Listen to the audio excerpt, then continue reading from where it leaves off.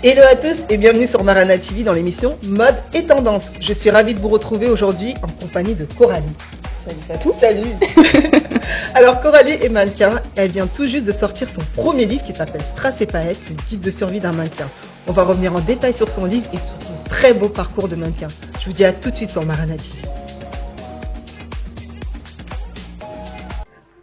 Donc, salut Coralie, comment tu vas? Bah écoute, je suis ravie d'être avec toi aujourd'hui. Plaisir partagé, merci Coralie d'être avec nous sur Marana TV. Donc Coralie, tu viens de la Martinique, tu débarques à Paris en octobre 2018 pour tenter ta carrière dans le mannequinat. Avec l'aide de ton agent Steven Zamor, vous essayez plusieurs agences, mais c'est l'agence City Model qui va finalement te représenter. Tu enchaînes les tests photos, les castings, et c'est en janvier 2019, durant la Fashion Week de la haute couture, que la chance te sourira, puisque tu tapes à l'œil du célèbre couturier Jean-Paul Gaultier. Et tu défiles pour la même occasion. Mais ça ne s'arrête pas là pour toi, puisque quelques temps plus tard, tu défiles pour de grands créateurs tels que Miu Miu, Viktor & Rolf, Thierry Mugler, Giorgio Armani, Ralph Lauren, etc. Et tu shooteras pour la campagne de pub à New York de Ralph Lauren. Aujourd'hui, après ces multiples expériences dans la mode, tu décides d'écrire ton tout premier livre, qui est là. Strass et paillettes, le guide de survie d'un mannequin. Donc Coralie, c'est vrai que j'ai fait ta présentation, mais je veux que tu te présentes vraiment plus en détail. Alors déjà, quel éloge. Mais ouais, merci. Et du coup, je m'appelle Coralie, enfin ça tu l'as dit. Je suis mannequin, entrepreneur et auteur de Strass et paillettes, le petit guide de survie du mannequin. Donc je viens de Martinique et ça, je vais faire une petite dégression, mais je pense que c'est important de le dire parce que je réalise l'importance que c'est en fait, l'impact que ça a eu sur ma carrière et mon rapport au corps. Parce que c'est vrai qu'en Martinique, on a une autre façon de voir les choses. Et donc, venir de Martinique, je pense que ça a été assez important pour ma carrière. Et donc voilà, maintenant que j'ai fait cette dégression et que voilà, j'ai posé d'où je viens, mes origines et tout. Donc je vais vous faire une avance rapide dans le temps. Oui. Je vais vous emmener en 2010, donc quand j'ai vraiment mis... j'ai fait mes premiers pas dans le milieu de la mode en participant au concours Élite. Ah ouais, d'accord, ok. Ouais, okay. Du coup, à l'époque, j'avais 15 ans. Waouh. J'étais, tu sais, grande, fine, il y a tout le monde qui se dit... Non, parce que, entre-temps, tu sais, tu grandis, t'évolues, tu prends des formes et tout. Et, mais du coup, vraiment, 15 ans, moi, on m'appelait feuille de papier, quoi. Ouais. Mais voilà, mais on me disait souvent que je devrais faire mannequin. Et je m'étais jamais, tu vois, projetée comme mannequin. Parce qu'on sait pas vraiment c'est quoi être mannequin, tu vois, le métier et tout. Mais j'étais fascinée par le lifestyle. D'accord. Tu vois les magazines, bien tu vois, sûr, voilà, ça fait rêver. Et en fait, j'ai mon prof de danse de l'époque qui m'a parlé d'une de ses anciennes élèves qui s'appelle Sigrid Agren. Ah oui, qui est top modèle, elle est d'où, je crois qu'elle est Elle est de Martinique, justement. Elle est née en Martinique, mais elle est blanche, il me semble. C'est ça, je sais. Je vois très bien, c'est un ancien top modèle de chez Elite. C'est ça. On salue si elle nous regarde. Dédicace, big up. Mais ouais, du coup, il me parle de Sigrid, il me raconte qu'elle a fait le concours et que maintenant, elle a une carrière internationale, bien qu'elle sûr. Enchaîne les jobs, les campagnes et tout. Donc, je vais chercher c'est quoi Élite. Et là, voilà, je découvre le concours Élite. Et j'arrive à convaincre ma maman, je sais pas par quel moyen. Ah ouais, parce qu'à l'époque, t'es mineure quand même. Je suis mineure, on est en Martinique et tout. Sûr. Et j'arrive à la convaincre de l'accompagner en France pour un de ses déplacements professionnels. Et comme ça, je me suis dit, je vais en profiter pour passer le concours. Waouh, donc t'es vraiment une stratège, toi. Ouais, en vrai, c'était mais celle qui me l'a rappelé, parce que tu sais, moi je me dis, moi j'ai jamais été intéressée, mais en vrai, elle me l'a rappelé, tu vois, en me disant, en vrai, c'est toi qui as fait le forcing et tout. Et du coup, je pars en France avec elle, je passe le concours. Ça se passe super bien vu que je suis sélectionnée. Donc après, je vais pas te mentir, les choses se sont enchaînées super vite. Bien sûr. Donc je suis revenue en France pour passer pour participer au concours, faire la préparation et tout. Et je gagne la finale France. Waouh. Ouais. Ok. À 15 ans. À 15 ans, ouais. J'ai gagné la finale France. D'accord. Du coup, je pars pour la finale internationale. Bon, là, voilà, j'ai pas fait ni le top 15, ni j'ai pas gagné. C'est déjà très bien. Mais la grande finale de France à 15 ans, quand même, c'est assez balèze. C'est ça. Et avec du recul, je me dis que c'était une belle opportunité. Bien sûr. Mais voilà, du coup, je gagne pas, mais j'ai un contrat avec l'agence Nathalie. Je sais pas si tu connais. J'étais chez Nathalie. J'étais chez Nathalie. Ouais, j'étais chez Nathalie. J'ai un contrat d'exclusivité avec l'agence Nathalie. Et là, mon père, il met son droit de veto. Il me dit, c'est bon, tu t'es bien amusé. Maintenant, retour à la vraie vie. D'accord. Et du coup, t'as rompu le contrat. C'est pas que j'ai rompu le contrat. Mais du coup, il ne m'autorise pas à partir en France pour continuer la carrière, voilà. Il veut que je me concentre sur mes études. Donc, t'imagines la crise d'ado et tout. T'as tout cassé. C'est sûr. Mais voilà, avec le recul, franchement, je remercie parce que... Il y avait besoin de maturité. Il y avait besoin de maturité, j'étais pas prête. Avec du recul, j'étais vraiment pas prête, je me serais fait manger. Ouais, bah clairement. Et, c'est un milieu de requin. C'est ça, du coup, je reste en Martinique, je passe mon bac, je fais une année de prépa qui se passe super mal. Ouais, ça se passe, échec total. Et du coup, après cette année, je pars en France. Et je me dis, je suis en France, c'est le moment de retourner voir les agences, puisque maintenant je suis majeure et tout, je suis sur le territoire. Et là, je me prends une douche froide, on me fait comprendre que mon profil, en fait, ne les intéresse plus. D'accord. Et donc, on me remercie. Voilà. Ok, t'as fait une agence ou t'en as je suis allée voir l'agence Nathalie, vu que c'était avec eux que j'avais eu le contrat, tu vois. Donc, quand t'es revenue, ils t'ont refermé. Je me dis, voilà, je vais aller les voir. Maintenant, je suis prête et tout, sauf que j'avais raté ma chance, en fait. Bien sûr. C'était ça. On va dire ça entre guillemets, mais j'avais raté le coche, en tout cas, à l'époque. Et comme j'étais sur Paris, je me dis, je fais quelques autres agences pour voir ce qu'il en est.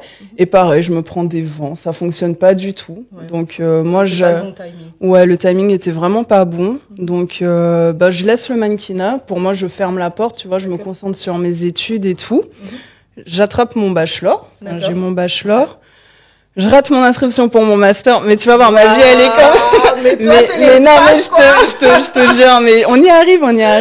Et du coup, je rate mon inscription pour le master, je décide de partir en année sabbatique. D'accord. Et là, tu vois, c'était Instagram où tout le monde postait son lifestyle et tout, donc moi, je poste plein de photos de mon road trip en Australie. Et là, il y a Steven Jean-Yves Zamor, mon agent, voilà, fondateur de l'agence Your Angel Model. Qui me repère sur les réseaux et qui me dit, ouais, franchement, ça fait un moment que je te suis et t'as un potentiel de ouf, c'est dommage de laisser passer ça. Moi, je suis prêt à te suivre, est-ce que tu me suis et tout, tu me fais confiance, vas-y, moi, je te lance. Mais excellent, c'est trop bien, vraiment, t'as vraiment eu un coup de chance, quoi. Ouais, c'est ça, en fait, c'était, tu vois, moi, je me suis dit, la vie me donne une seconde chance. Oui, c'est... Et en fait, j'ai même pas réfléchi. J'ai raccourci mon séjour. Du coup, je suis rentrée à Paris pour préparer la Fashion Week de septembre, donc 2018. Octobre. Voilà, octobre après. Et en fait, quand j'arrive, moi, je pense que, je t'ai dit, la vie me donne une seconde chance. En plus, on parle beaucoup de body positive. Enfin, tu vois, il y a vraiment une mood d'inclusivité. Je me dis, ok, là, il n'y a pas de raison que ça fonctionne pas. Je vais réussir.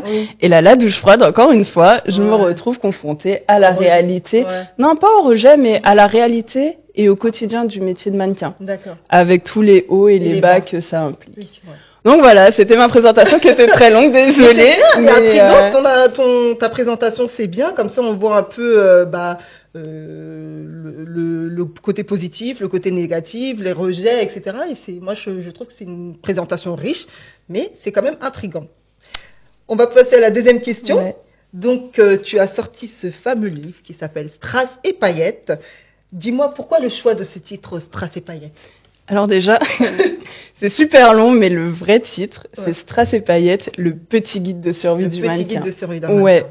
Alors, en fait, il est vraiment en deux parties, Strass et paillettes. C'est qu'au début, avant d'écrire sous ce format, je voulais écrire une bande dessinée. Ah ouais? Ouais, et les deux protagonistes, dans ma tête, ça serait Strass et paillettes. Sauf que je sais pas dessiner, donc tu vois, j'ai tout de suite abandonné l'idée. Et le petit guide de survie du mannequin, en fait, j'ai commencé à écrire quand j'étais à New York. D'accord. Et c'était une période qui était assez compliquée. On va pas se mentir, c'était assez compliqué et tout. Et je lisais un livre qui s'appelle Tokyo Vice. Je sais pas si tu connais, mais franchement, je t'invite à le lire. Non, c'est pas un manga, pas du tout. D'accord. Mais enfin, à l'occasion, si t'as... C'est en français, en anglais, c'est en français. Français. Et du coup, dedans, il parlait d'un petit guide qui s'appelle le petit guide du suicide parfait. Waouh. J'ai trouvé ça super dark et glauque. Ouais. Et en fait, ça a été un espèce d'électrochoc. Et je me suis dit que j'avais envie de tirer, tu vois, quelque chose de lumineux et de positif. Ouais. Et c'est vraiment comme ça que j'ai commencé à écrire. En me disant que, enfin, je voulais aider, en fait. Bien sûr. Et pour moi, ça m'a canalisé. Ça m'a permis de me recentrer sur quelque chose et de me redonner une motivation. D'accord, ok. Voilà. Bon. Bah, du coup, ça rejoint un peu qu'est-ce qui t'a inspiré à écrire ce livre et pourquoi. Hein, tu me le dis directement à la question 2. On va passer à la question 4. Tu cites dans le chapitre 12, « Soyez bien entourés, entourez-vous de gens de confiance ». Pourquoi ? Pourquoi ? Et est-ce que tu as eu des mauvaises rencontres ? Si oui, tu veux les partager avec nous ? Non, pas du tout. Non, pas du tout, parce que en vrai, franchement, j'ai eu de la chance d'être bien entourée. D'accord. Ça, c'est vrai que c'est une chance que j'ai eue. Et en plus, je me fie souvent à mon instinct. D'accord, à ta petite voix. Ouais, à la petite voix intérieure. Et franchement, quand je sens que quelqu'un, il m'apporte plus de négatif que de positif, tu vois, moi, je gère facilement. Okay. Mais en fait... Enfin, l'actualité l'a encore montré. Je ne sais pas si tu as suivi avec l'histoire des mannequins africaines. Oui, au Nigeria, au Soudan, dans les camps de réfugiés. C'est ça. C'était atroce. Waouh, ça m'a quand même mis. En 2024, je me suis dit waouh, on en est encore là. On n'est pas loin de l'esclavage, mais ça fait froid dans le dos. Ouais. Mais du coup, enfin, je veux pas rentrer dans la polémique, oui, bien sûr. Mais en fait, c'est vraiment pour montrer qu'il y a des gens mal intentionnés. Bien sûr. Et qu'il faut faire super attention. Et faut vraiment être entouré de gens, qui sont bienveillants, qui sont là, tu vois, pour te faire réussir. Alors, ça reste du business, hein, on va pas se mentir, on n'est pas dans un monde de bisounours. Mais faut vraiment être bien entouré et faire attention. Enfin, aux gens qui arrivent aussi dans vos vies. Parce que, quel est ton plus beau souvenir et quel est ton plus mauvais souvenir dans la mode ? Même si c'est pas encore fini, mais si tu peux m'en citer un. Ouais, alors franchement, de mes plus beaux souvenirs, ça a été d'avoir travaillé pour l'équipe de Jean-Paul Gaultier. Oui, avec Jean-Paul Gaultier. Et le pire, c'est que j'ai failli ne pas avoir ce job. Ah ouais. C'est pas ça, c'est que j'ai failli ne pas aller au casting parce que mes sœurs étaient en vacances. D'accord. C'était la première fois qu'elle prenait l'avion, donc tu vois, je voulais pas les laisser seules, elles connaissaient pas Paris et tout. Et en plus, si je les avais laissées seules, mon père, il m'aurait trucidé. Et je devais les ramener à l'aéroport. Et là, j'ai mon agent qui m'appelle et qui me dit, t'as un go NC avec Tanel. Tanel, oui, qui était aussi booker chez New Madison, mais je le connaissais. Ah ouais, ok. Moi, j'ai pas connu en tant que booker, mais je l'ai connu en tant que... Il travaille maintenant chez Jean-Paul Gaultier. Voilà. Il a été aussi mannequin chez lui. Oui, il a été très grand mannequin chez Jean-Paul Gaultier. Et donc moi, déjà, elle me dit Tanel, ça me dit rien, parce que... tu sais, moi, je sors de mon île, la mode... Enfin, voilà, je m'y connais pas trop et tout. Et du coup, je lui explique que je suis désolée, mais je dois accompagner mes sœurs, je pourrais pas être là. Et là, je me fais engueuler, elle me dit « Ouais, non, mais tu te rends pas compte. Genre, on peut pas dire non à un casting comme ça, faut absolument que tu y ailles et tout. » Et c'était un request ou un go NC ? C'était un go NC, tu vois, c'était un go NC. Donc, du coup, mes sœurs, elles comprennent, en fait, entre guillemets, qu'il y a un enjeu, parce après, on comprend que c'est pour Jean-Paul Gaultier et tout. C'est un célèbre couturier. Et donc, elles me disent, t'inquiète pas, vas-y, on va se débrouiller. Donc, je pars et tout, je suis dans le RER, je m'arrête au je vais acheter la petite robe noire, les talons, parce que j'avais rien. Mais non, moi, j'allais genre à l'aéroport déposer mes sœurs, tu vois. Avec jogging, basket, à l'arrache, quoi. Tranquille. Donc, je vais acheter, tu sais, sous-vêtements invisibles et tout. Enfin, bref, j'arrive et là, ça match. Voilà, tu vois. Donc directement, dès qu'il te voit, il y a... Tanel qui t'a vu, et puis ensuite... en fait, c'est Tanel, je suis reçue par Tanel et il m'emmène à l'étage. Il y a les bureaux de Jean-Paul Gaultier avec le reste de l'équipe et... Coup de cœur. Ouais, je sais pas. Enfin, après, je sais pas qu'est-ce qui s'est passé, mais en tout cas, ça fonctionne parce que j'ai fait leur fitting Ouais. pour. Ah, t'as aussi fait leur footing en plus de leur Ouais, j'ai fait. Bah, j'ai leur commencé cabine. comme ça. J'ai été D'accord. mannequin cabine chez Chez eux Jean- chez et Jean après, Paul j'ai fait le défilé. le défilé. Ouais. C'est top. Quels sont les 3 mannequins qui t'inspirent et pourquoi? Alors, il y en a que 2. Mais du coup, bah, of course, Naomi Campbell. Ouais, Je pense que, enfin voilà, son Ouais. charisme, elle dégage Mhm. vraiment un vrai truc. d'accord. Et puis la deuxième, c'est Raya Martini. D'accord, je connais pas. Et en fait, déjà, moi, elle me ramène, tu vois, dans les années avec les tops et tout, parce qu'elle Oui, dégage vraiment un truc. Bien sûr. Elle est magnifique. Mhm. Et c'est surtout que grâce à elle, j'ai revu ma façon de penser le féminin. Je sais D'accord. pas si, mais tu vois, elle m'a fait repenser mon rapport à la féminité. D'accord. Et rien que pour ça, moi, je l'admire. Ok, super. Donc pas de 3e mannequin. Pas de troisième Bon, mannequin. très bien. Donc on touche à la fin de cette interview. Quels sont les conseils que tu peux donner déjà à un jeune mannequin qui débute? Achetez mon livre. Ah ouais. Non mais vraiment, vraiment. On n'a pas fini l'interview, mais ce livre, hein, il est très riche. Il est instructif, franchement, les filles. Vous êtes en début de carrière ou même vous êtes en carrière de mannequin, achetez ce livre. En 13 ans, j'ai jamais vu un livre aussi riche qui contient toutes les informations concernant le mannequinat. Achetez-le. Donc, du coup, tes conseils? Ouais, donc, enfin, vous allez voir. Là, il y a plein de conseils dedans, mais moi, j'en donnerai 2. D'accord. Déjà, le premier, c'est que votre santé mentale et physique n'a pas de prix. Ouais. Vraiment, ouais, enfin, je vais pas développer parce qu'on n'aura pas le temps. Et Ouais. là, si tu me lances, c'est mort. Mais Ouais. vraiment, santé mentale et physique, ça n'a pas de prix. Et puis aussi, vous prenez pas la tête. Ouais. Genre, je sais que c'est facile à dire comme ça, mais il faut vraiment Pas se mettre la relativiser. pression. Faut pas se mettre la pression. C'est un beau métier et juste On fait profiter. des belles rencontres, on Ouais. voyage, on est dans des endroits parfois très sympathiques. Donc, tu as écrit ce livre Strass et paillettes, guide de survie d'un mannequin. Mais si tu devrais créer le kit de survie d'un mannequin, de quoi serait-il composé et quels sont les accessoires que tu y mettrais? Alors, déjà le composite, bien sûr. Ouais, Talon. oui, Composite talon. Téléphone portable. ouais, Batterie portative. ouais. La base. Une bouteille d'eau. Mhm. Et puis, Vêtements couleur chair. ouais, vêtements couleur chair. Cache-téton. On sent le vécu. Non, mais de ouf. Cache-téton, ouais. Bon, bah, merci Coralie d'être venue sur Marana TV. C'était un plaisir. Moi, je suis très, très fière de toi. Vraiment, ce livre, j'espère qu'il va aider beaucoup de mannequins. C'était un plaisir de te recevoir. Merci, Et je Marana. te souhaite de vraiment que ton livre puisse être vendu à des milliers et des milliers d'exemplaires. Merci beaucoup. Voilà. Ciao, à très Salut. vite.